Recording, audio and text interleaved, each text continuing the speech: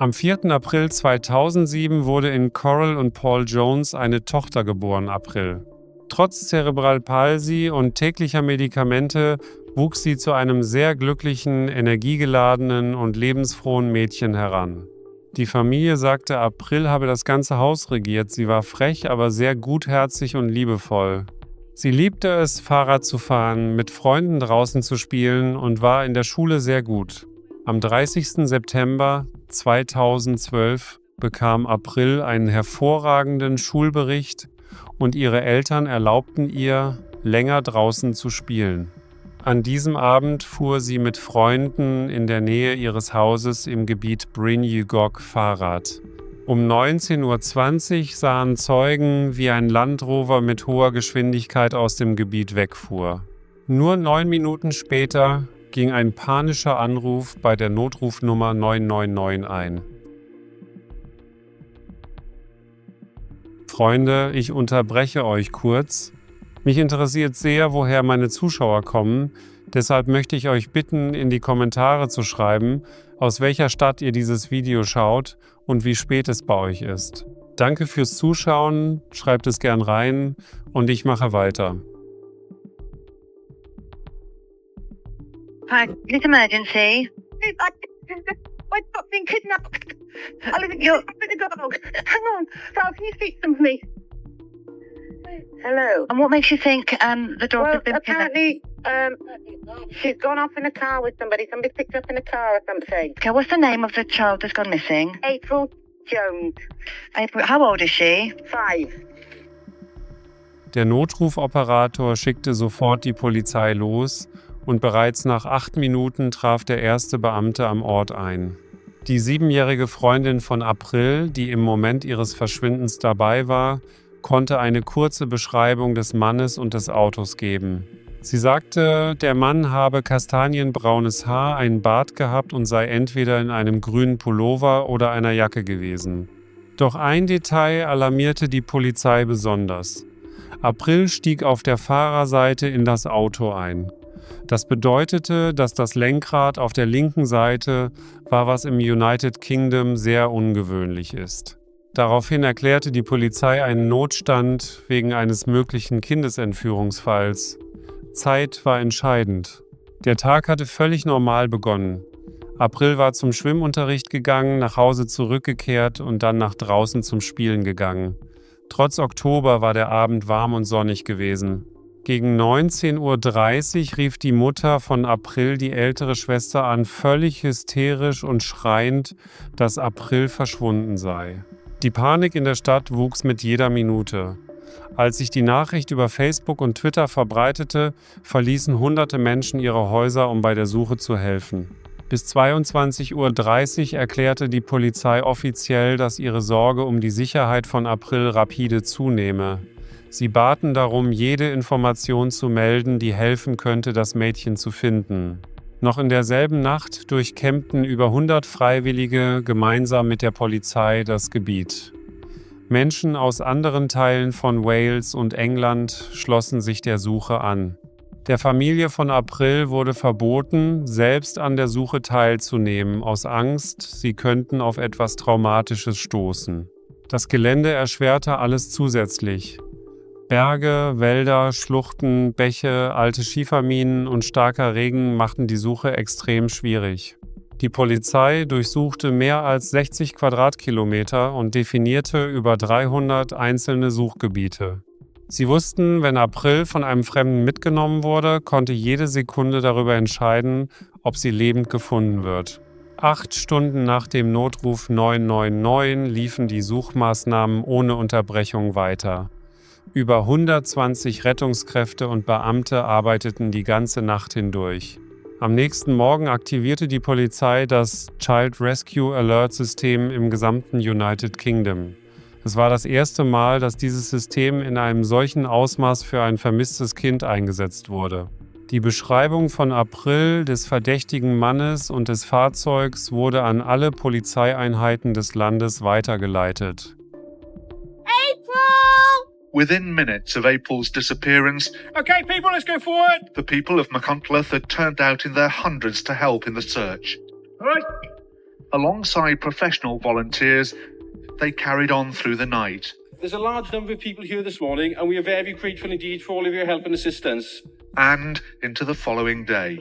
Es waren bereits 14 Stunden seit dem Verschwinden von April vergangen, doch es gab weiterhin keine Spur des 5-jährigen Mädchens.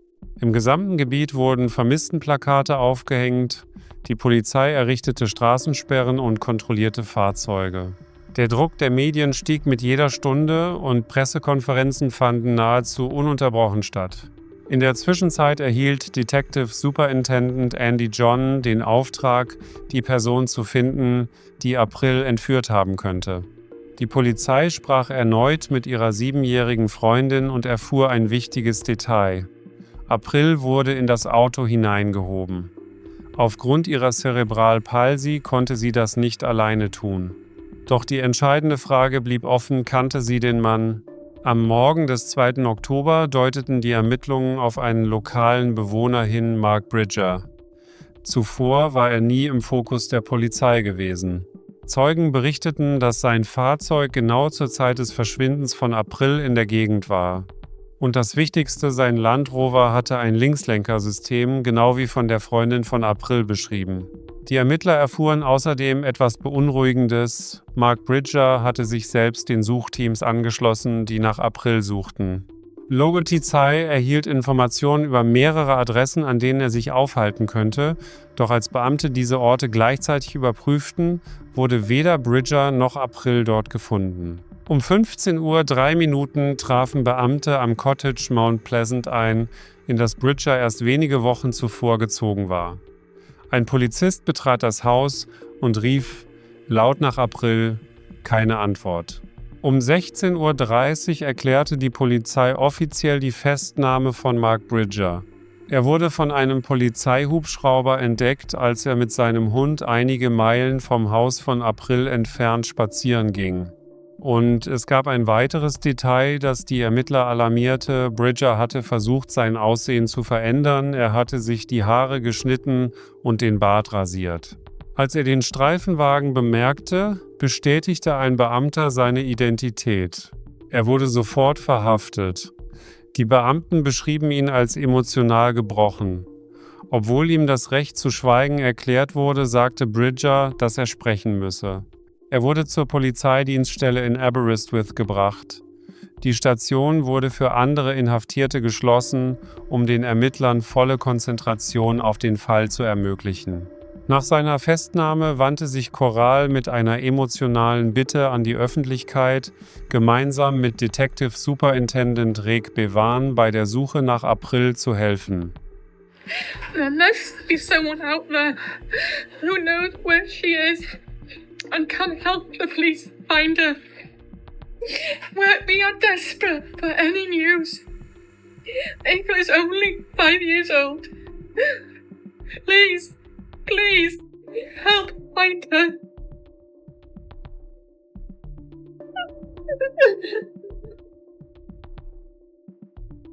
In relation to this specific investigation, as I said earlier, we're pursuing a number of lines of inquiry, and Mark Bridger is one of them. And in relation to the images that I circulated to you earlier today, which was the Land Rover Discovery and Mark Bridger's photograph, can I again ask, did you see this vehicle between Monday evening and Tuesday afternoon? And do you know Mark Bridger, and did you see him during that period, Monday evening and Tuesday afternoon? And if you have any information, please contact us on the Child Rescue Alert Line. Die Polizei berichtete, dass nächtliche Suchaktionen mit 40 ausgebildeten Beamten, Hundeführern und Bergrettungsteams keine Ergebnisse zum Aufenthaltsort von April gebracht hatten. Sie dankten der Öffentlichkeit für die Hilfe, warnten jedoch vor den schwierigen Bedingungen.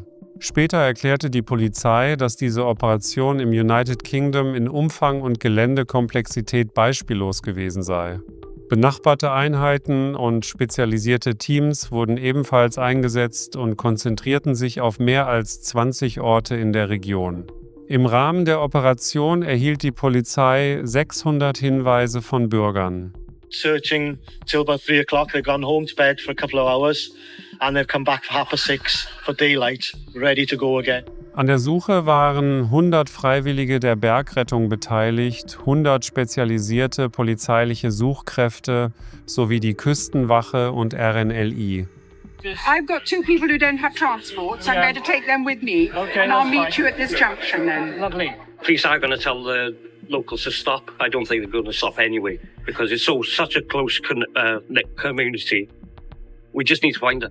Während der Vernehmung behauptete Bridger, dass April tot sei.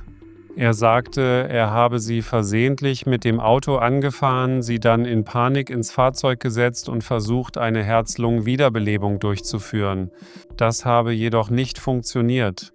Danach sei er mit dem Körper von April im Auto gefahren, könne sich aber nicht erinnern, wo er sie zurückgelassen habe. Er sagte nur, er sei betrunken gewesen und habe sie an einem sicheren Ort zurückgelassen. Die Polizei veröffentlichte diese Aussagen zunächst nicht, da sie überprüfen musste, ob sie der Wahrheit entsprachen. Nach der Festnahme durchsuchten Ermittler sein Haus. Drinnen lag ein starker Geruch von Reinigungsmitteln in der Luft. Und das Wohnzimmer war ungewöhnlich heiß, im Kamin hatte erst kürzlich ein starkes Feuer gebrannt. Zunächst wurden keine Spuren von April gefunden. Doch sehr schnell wurde die Situation deutlich schlimmer. Im Haus wurde Blut von April entdeckt und im Kamin 17 Fragmente ihres Schädels. Ein weiteres Fragment wurde im Abfluss der Badewanne gefunden. In der Zwischenzeit überprüften Experten den Land Rover von Bridger und fanden keinerlei Hinweise auf einen Unfall oder einen Zusammenstoß mit einer Person. Auch im Inneren gab es kein Blut von April. Das zerstörte endgültig seine Geschichte des Unfalles. Die Ermittler kamen zu dem Schluss, dass der Angriff im Haus stattgefunden haben muss. Die Analyse von Bridgers Laptop zeigte ein noch schockierenderes Bild. Auf dem Computer fanden sich Materialien über sexuellen Missbrauch von Kindern, brutale pornografische Dateien und Fotos von früheren Opfern bekannter Mordfälle an Kindern. Außerdem gab es Fotos von lokalen Kindern, darunter April und ihre ältere Schwester, vermutlich aus sozialen Netzwerken entnommen. Danach erinnerte sich die Schwester von April daran, dass Bridger sie einige Monate vor der Entführung versucht hatte, über Facebook zu adden. Die Familie hatte die Anfrage damals abgelehnt. Als klar wurde, dass April nicht mehr nach Hause zurückkehren würde, wurde der Fall offiziell von einer Vermisstenuntersuchung zu einem Mordermittlungsverfahren. Die Stadt wurde mit rosa Schleifen geschmückt, als Reaktion auf den Wunsch der Mutter von April, die Lieblingsfarbe ihrer Tochter zu tragen. Die Polizei wandte sich erneut an die Öffentlichkeit mit der Bitte, Informationen über die Bewegungen des Verdächtigen Mark Bridger bereitzustellen. Die Ermittler berichteten, dass sie mehr als 2500 Anrufe als Reaktion auf den letzten Aufruf erhalten hatten.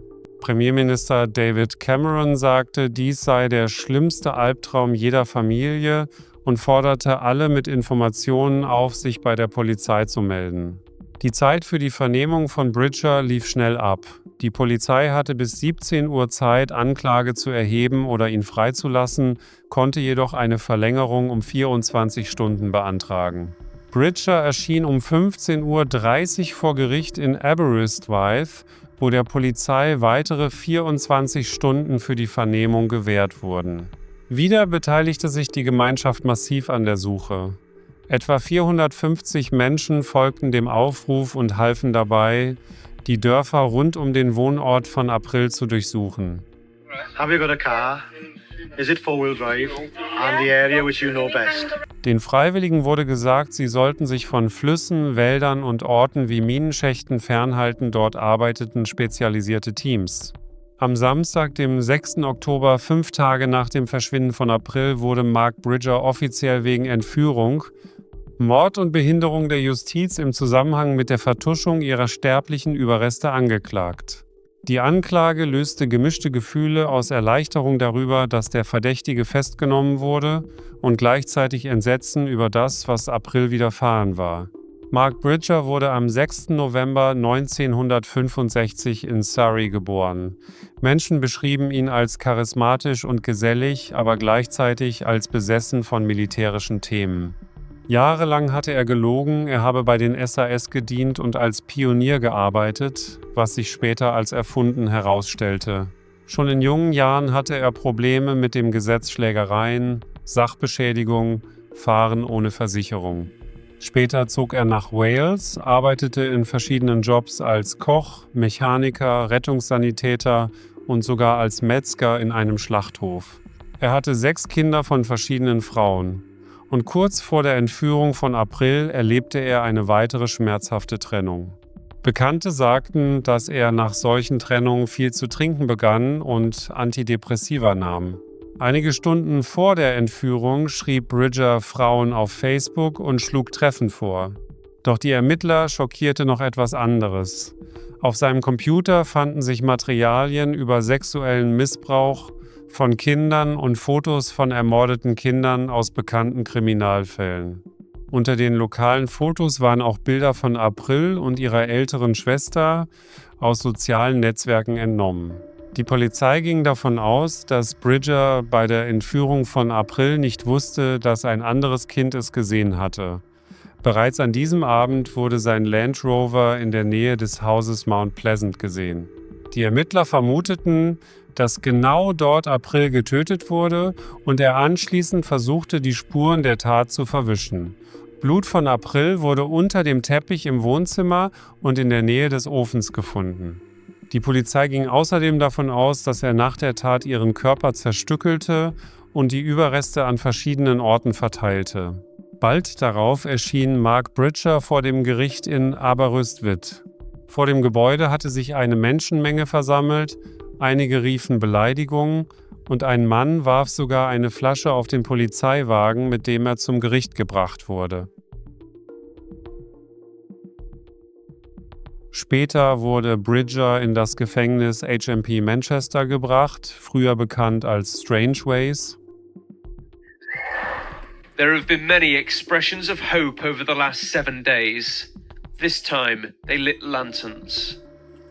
It marked the point exactly a week ago when April was last seen playing on this estate. Since then, many emotions have been released. 6 Monate nach dem Verschwinden von April feierte die Familie den Tag, der ihr 6. Geburtstag hätte sein sollen, indem sie rosa Ballons auf der Wiese in Brynjegorg freiließ, wo sie gerne gespielt hatte. Am 14. Januar 2013 erklärte Mark Bridger offiziell seine Unschuld in Bezug auf Entführung, Mord und das Verbergen des Körpers von April. Die Eltern des Mädchens, Coral und Paul, sahen ihn zum ersten Mal seit der Entführung ihrer Tochter im Gericht und waren bei jeder Anhörung anwesend. Obwohl der Körper von April nie gefunden wurde, bereiteten Polizei und Staatsanwaltschaft den Fall weiterhin für den Prozess vor. Die Zeit war knapp, die Verhandlung wurde nur 2 Monate nach der Anklage angesetzt. Als der Prozess am 29. April 2013 begann, wiederholte Bridger dieselbe Geschichte eines tragischen Unfalls. Er versuchte sich als jemand darzustellen, der April helfen wollte, nachdem er sie angeblich versehentlich verletzt hatte. Doch der entscheidende Schlag gegen seine Version waren die Aussagen der Freundin von April, die die Entführung gesehen hatte. Sie sagte aus, dass April auf den Vordersitz des Autos gestiegen sei und dann nach hinten geklettert sei, danach sei das Fahrzeug weggefahren. Während der Vernehmung durch Bridgers Anwalt Brandon Kelly, QC, drehte das Mädchen nervös an ihren Haaren und hielt manchmal ihren Teddybären fest. Kelly war wie alle Beteiligten ohne Perücke und Robe. Am nächsten Morgen brachte Bridger seinen Land Rover in eine Werkstatt und behauptete, er habe einen Unfall gehabt. Die Arbeiter erinnerten sich, dass er sich seltsam verhielt, sehr emotional, nervös und ständig fragte, wann er sein Auto zurückbekommen könne. Am selben Tag sah eine Freiwillige, die an der Suche nach April beteiligt war, Bridger in der Nähe eines Flusses nahe seinem Haus. In seinen Händen hielt er einen schwarzen Müllsack. Auch seine Aussagen widersprachen sich ständig. Verschiedenen Menschen sagte er habe erst am Morgen von Aprils Verschwinden erfahren. Anderen sagte er habe die ganze Nacht nach ihr gesucht. Die Schulleiterin von April sagte vor Gericht aus, dass sie Bridger nur wenige Stunden vor der Entführung bei einem Elternabend gesehen habe. Sie fand sein Verhalten gegenüber jungen Mädchen beunruhigend. Aprils Vater Paul sagte ebenfalls aus. Er kannte Bridger seit vielen Jahren und beschrieb ihn als risikofreudige Person, die wie ein Verrückter fuhr. Das Gericht hörte außerdem, dass Bridger nur wenige Stunden vor der Entführung versucht hatte, ein 10-jähriges Mädchen in der Nähe des Ortes anzusprechen, an dem April verschwand, und sie sogar eingeladen hatte, bei ihm zu übernachten. Während der Vernehmung bestritt er, dass April überhaupt in seinem Haus gewesen sei. Doch als im Gericht Beweise für ihr Blut im Haus vorgelegt wurden, behauptete Bridger plötzlich, dass ihm das Bild von April am Kamin im Traum erschienen sei. Nach mehreren Wochen der Verhandlungen zogen sich die Geschworenen zur Beratung zurück. Am 30. Mai verkündeten sie einstimmig das Urteil: Mark Bridger schuldig in allen Anklagepunkten. Er wurde zu lebenslanger Haft ohne Möglichkeit auf Bewährung verurteilt. Bei der Urteilsverkündung blickte Bridger schweigend auf den Boden. Today, her parents, Paul and Coral, watched in court as Mark Bridger was found guilty of abduction and murder. We are relieved that Mark Bridger has today been found guilty of the murder of our beautiful daughter, April. April be forever in our hearts, and we are so moved by the overwhelming support we have had from so many people from all over the world. Trotz der Tatsache, dass er nie wieder freikommen wird, weigerte er sich zu sagen, was in jener Nacht genau passiert ist und wo sich der Körper von April befindet.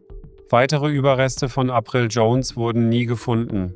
Viele glauben, dass dies das letzte Element von Kontrolle ist, das er nicht aufgeben will. Am Ende des Prozesses wurde Mark Bridger als pathologischer Lügner beschrieben, als Pädophiler mit sexuellen und verstörenden Fantasien über kleine Mädchen. Er zwang Zeugen, sich während eines 4,5 Wochen langen Prozesses schwierigen Vernehmungen zu stellen, obwohl er dies hätte vermeiden können, wenn er sofort schuldig bekannt hätte. Detective Superintendent Andrew John, der die Ermittlungen leitete, sagte: Mark Bridger ist eine böse und manipulative Person, die eindeutig Kontrolle anstrebt. Er hat eines der abscheulichsten Verbrechen begangen, die Entführung und Ermordung eines kleinen, wehrlosen Kindes. Er ist ein Phantast. Im Juli 2013 wurde laut BBC bekannt, dass Mark Bridger im Gefängnis angegriffen wurde. Der 47-jährige Mann wurde mit einer selbstgebauten Klinge verletzt, als er durch einen Gang im Gefängnis Wakefield in West Yorkshire ging. Er erhielt medizinische Hilfe im Krankenhaus und bekam Nähte. Seine Verletzungen waren nicht lebensbedrohlich und er wurde noch am selben Tag ins Gefängnis zurückgebracht. Im September 2013 hielt die Familie die Beerdigung ab. Viele Menschen kamen, um ihre Anteilnahme zu zeigen. Da es keinen Körper gab, begrub die Familie einen leeren Sarg, der in einer Pferdekutsche transportiert wurde. Der Friedhof lag nur wenige Meter von dem Ort entfernt, an dem sie verschwunden war. Die Polizei übergab der Familie Asche und Knochenfragmente zur Beisetzung und gemeinsam legte die Familie persönliche Gegenstände bei.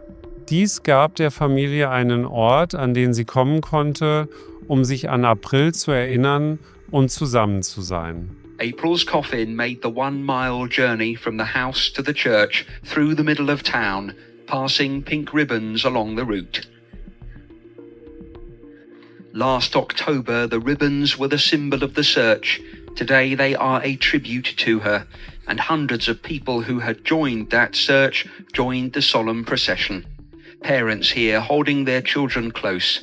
Too many mourners to fit inside the church. Im Dezember 2013 teilte der Justizdienst mit, dass Mark Bridger einen Antrag auf Berufungserlaubnis gestellt hatte, diesen jedoch im folgenden Monat zurückzog, 11 Tage vor der geplanten Anhörung. Im November 2018 gaben führende Suchdienste bekannt, dass sie die Suche nach Material über sexuellen Kindesmissbrauch im Internet erschweren würden. Bis zu 100.000 Suchanfragen würden keine Ergebnisse mehr liefern, die zu illegalen Inhalten führen. Nach den schrecklichen Ereignissen in Mount Pleasant wurde das Haus später abgerissen. Die Familie von April war bei dem Abriss anwesend. For the both of you, what did this house come to represent? The horrific murder of my daughter and a 5-year-old life just taken away. And it's just nightmares ever since she was taken. Yeah. To have this house knocked down today is just a relief for us. It's something that isn't going to be bothering us, isn't going to be plaguing us for the rest. Like, it sits on the back of your mind all the time. Like, and main road is just there. We drive past that main road every couple of 3 days, and it's there. So there's no worries about us going past, and it's a relief. And perhaps we can move on a little. Tragischerweise erkrankte Aprils Vater Paul an einer seltenen Gehirnerkrankung. Im Februar 2018 teilte die Familie mit, dass er aufgrund dieser Diagnose sich nicht mehr an den Mord an April erinnern könne. Seine Frau Coral sagte gegenüber The Mirror, dass Paul nicht mehr verstand, warum April ihn im Krankenhaus nicht besuchte. Die Familie besteht darauf, dass sie für die Freude und das Glück in Erinnerung bleiben soll, die sie den Menschen gebracht hat, nicht für die tragischen Umstände ihres Todes.